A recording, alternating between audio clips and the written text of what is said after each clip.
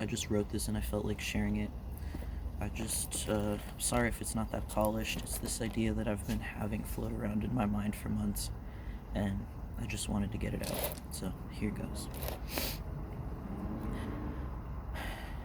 What can poetry say in a time of catastrophe? After Mahmoud Darwish.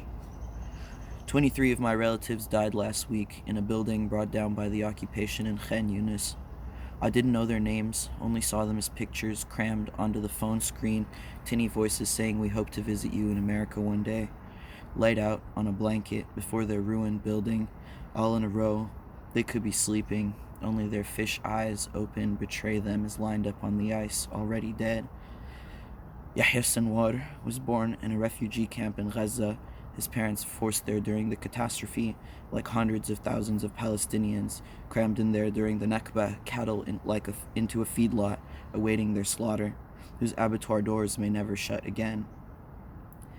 Sinwar spent his entire life struggling to break his people out of their prison, dubbed terrorist-in-chief for wanting to see his grandmother's olive groves again.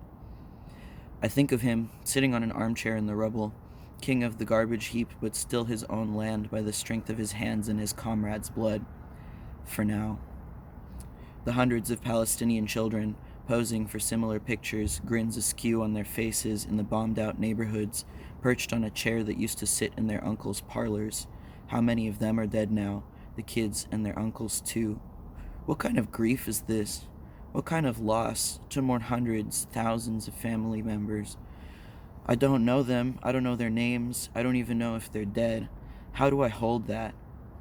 When the young man tells the story of his 23 dead relatives at the protest camp to an uncle he didn't know until just now, he embraces the young man and says, "My son, we were born into this grief, born for 100 years and more, only to hold the pain and walk, driven out of our homes and into the lands of strangers, beggars wandering until we can climb back over the wall, like the trailing jasmines, and see our grandmother's orange blossoms once again."